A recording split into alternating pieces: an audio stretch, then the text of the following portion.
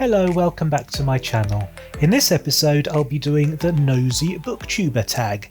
This is originally by John of Written in Blood and it's been extended by Steve Donoghue. So let's get cracking.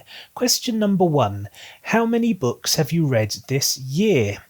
Well, I've done a quick count and it seems to be 19 which I've read. Those are the 15 Catherine Kerr Devery books, and then 4 C.S. Lewis Chronicles of Narnia, which I periodically read when I'm feeling a bit down in the dumps and I need cheering up. So I read my favourite 4, which are The Lion, the Witch and the Wardrobe, Prince Caspian, Voyage of the Dawn Treader and The Silver Chair.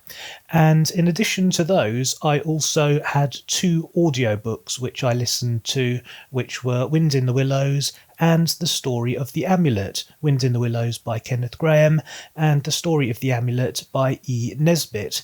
And again, those are children's books which make me feel happy, they make me feel warm and cosy and comfortable, and they cheer me up when the weather's shit and when I'm feeling down in the dumps. So that's 19 books which I've read with my actual real-life eyeballs, both of them, and 2 which I've read with my actual real-life ears, both of them, for a grand total of 21 books. Question number 2. Of the books you've read, which is your favourite and which is your least favourite? Well, my favourite is actually 2 books, and it's the last 2 books in the first 4-book set of the Devery series by Catherine Kerr. It's A Time of War and A Time of Justice, which I think in America is called Days of Blood and Fire. I can't remember exactly, but it's A Time of War and A Time of Justice by my English reckoning. The reason I consider those 2 my favourites is because they introduce a couple of really excellent new characters, Jardo and Mia. And these 2 characters are main characters and they are like a breath of fresh air. They're completely different from any of the other characters in the books, and they integrate seamlessly with the narrative, and they're just really excellent, interesting, nuanced characters, and I thoroughly enjoy reading them. None of the books that I've completed this year are books that I hadn't already read before, so there is no least favourite. I already knew what I was getting into when I started reading them. I tend to read and reread and reread over and over again. Once I find something I like, I tend to stick with it and revisit it on at least an annual basis. I'm a creature of habit. Question number 3. Do you have a favourite time and place that you like to read? Yes, in bed just before going to sleep. This is the only time that I can properly relax. I'm very busy throughout the day and very distracted. There are lots of noises, there are lots of activities, there are lots of distractions, and really the only time that I can properly snuggle up, settle down and concentrate on a book is when I put myself to bed.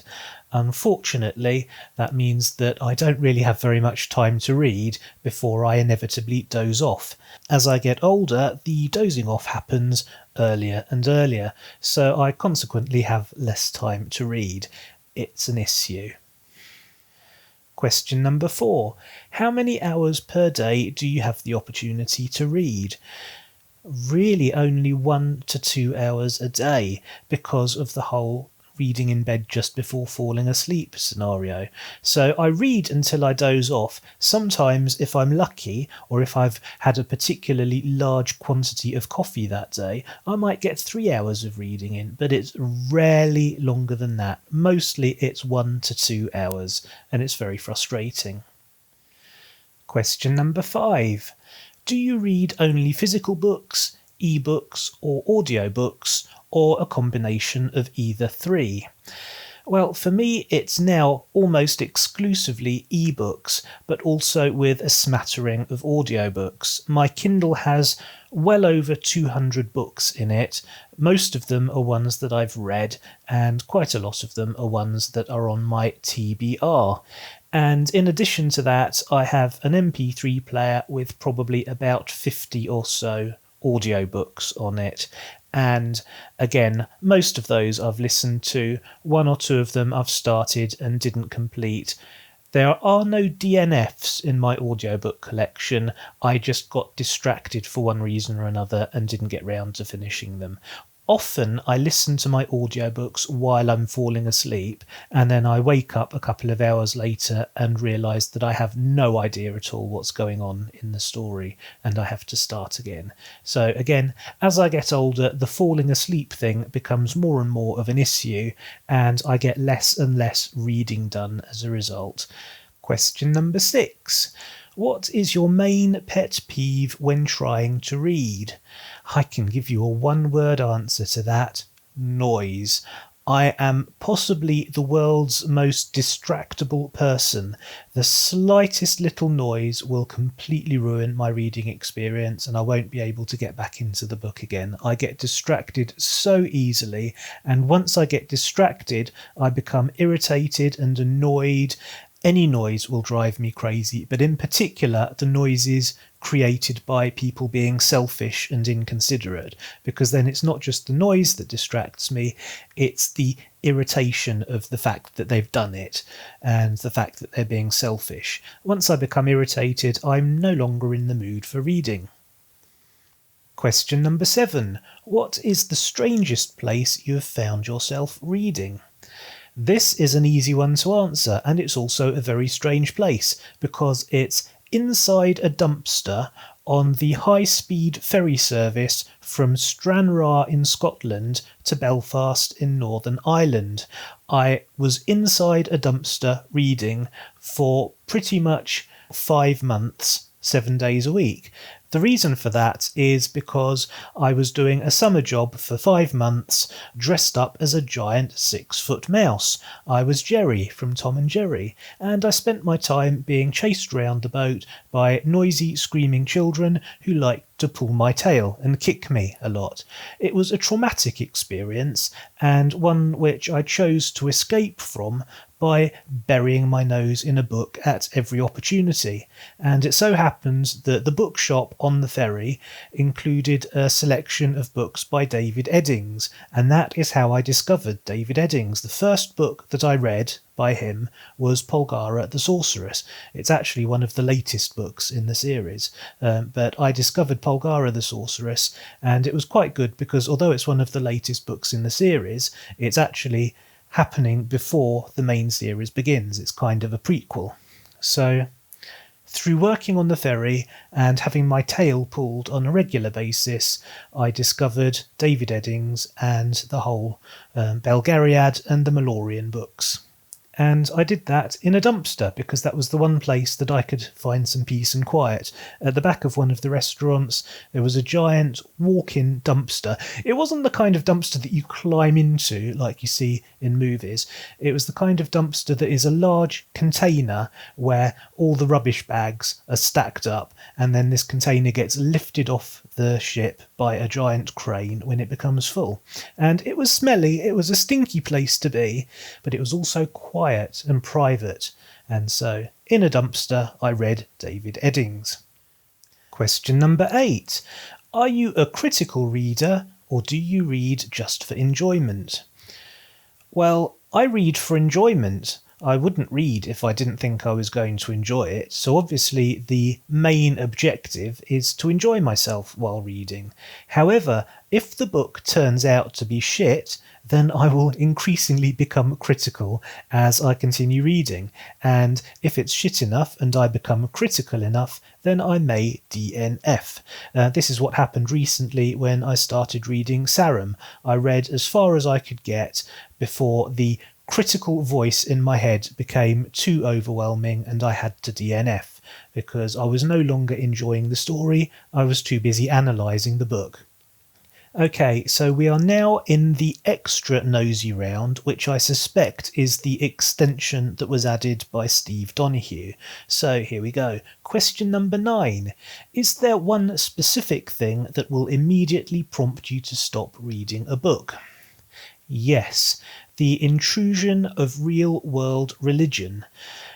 Actually, there's a book that I can wave at you, and I do love waving books while I'm talking, so bear with me, I'll be right back. It's this flipping thing. The Dragon Bone Chair. This book really pissed me off, and I'll tell you why. I was enjoying it. I was really, really enjoying it. I've got the whole set. There are 4 of them. There may actually be more books available that I'm not aware of, but I've got 4 of these books, Memory, Sorrow and Thorn, by Tad Williams. Beautifully written. I enjoy Tad Williams as a writer. I thoroughly enjoyed Tail Chaser's song. From what I read in here, it's a really good story and right up my alley, but unfortunately, at some point within a couple of 100 pages, I guess, some real-world religion entered in. I think they even discussed Jesus Christ. I think. Can't remember, it was a long time ago, but I think that's what made me put this down, because it immediately broke my immersion. It took me out of the book because I thought I was reading about a fantasy made-up world, and suddenly they're talking about Jesus Christ. It completely threw me off track, and I stopped reading instantly, and I never picked it up again. However, since starting Booktube, I have decided to add this and the other 3 books in the set to my TBR, and you'll be hearing more about that, no doubt, in a forthcoming TBR video. Tad Williams. I'm now going to put this back, bear with me. Question number 10. Have you ever actually fallen asleep while reading? Yes, all the bloody time. It happens to me more and more frequently, and now that I read using a Kindle, it's an increasingly painful experience, because when you doze off, the last thing you want is a bloody heavy Kindle landing on your face. Question number 11.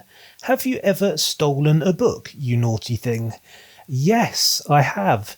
Accidentally. I must point out it was a genuine mistake. I didn't mean to steal it. That being said, I still have the stolen property, and I can show it to you if you bear with me. I'm just going to go and get it. Here in my hands is a piece of genuine stolen property. And yes, it is The Eye of the World, Book 1 of The Wheel of Time by Robert Jordan. I'm ashamed. I'm deeply, deeply ashamed. I'll probably need therapy to cope with the guilt of this particular theft. However, as I said, it was an accident. What happened was my friend lent me his entire Wheel of Time collection to read, and I read them and then thought I had given them back. And over that period of time, I'd changed address. So when he asked for the books back, I told him I gave them to you. I gave them ages ago. I even had an actual memory in my apparently faulty brain of me handing the books back to him.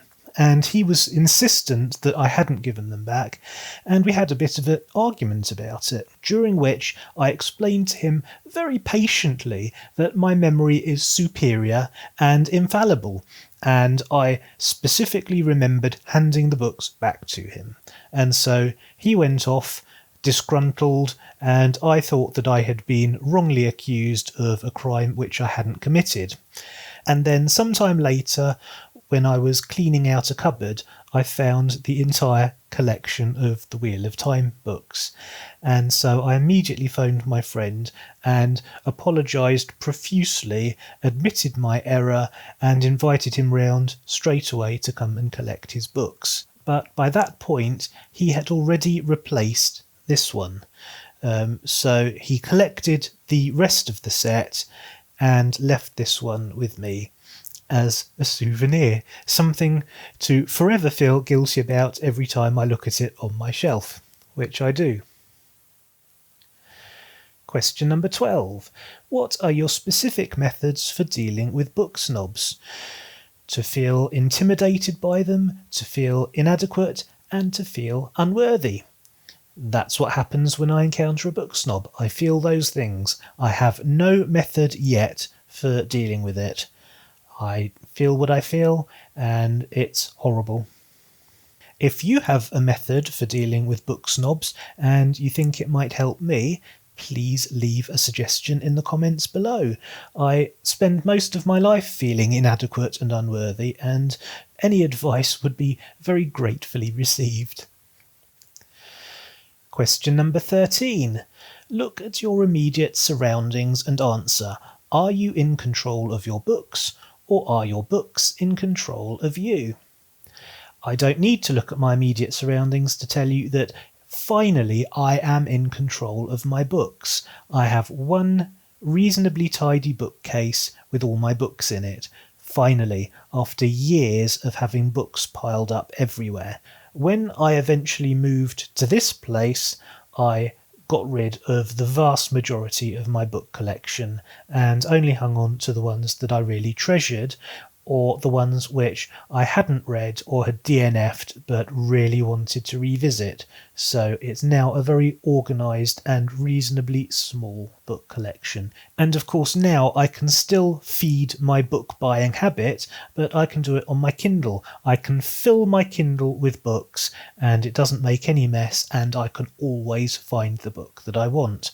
So Kindle has saved my sanity and it saved my environment because I'm no longer tripping up over piles of books.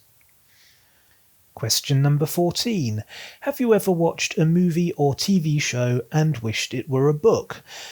No, the other way round actually. I quite often read a book and wish that someone would make it into a movie or a TV show, and I frequently play the casting game in my mind. I imagine which actors I would cast in the various roles. It's actually quite a fun diversion and something that I think about while I'm falling asleep. Question number 15. Have you ever written to an author? Yes, 2 different authors.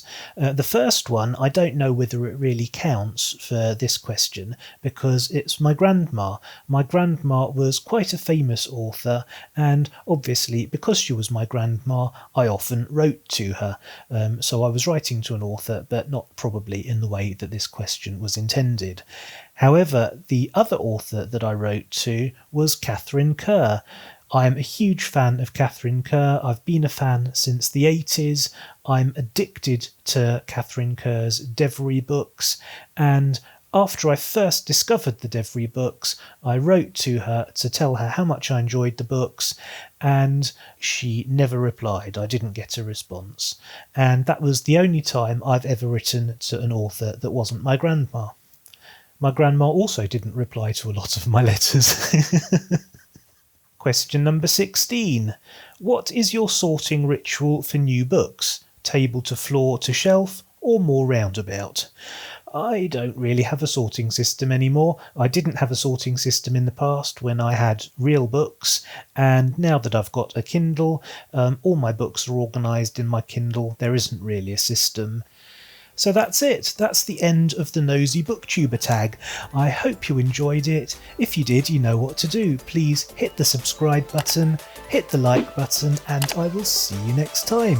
See you later.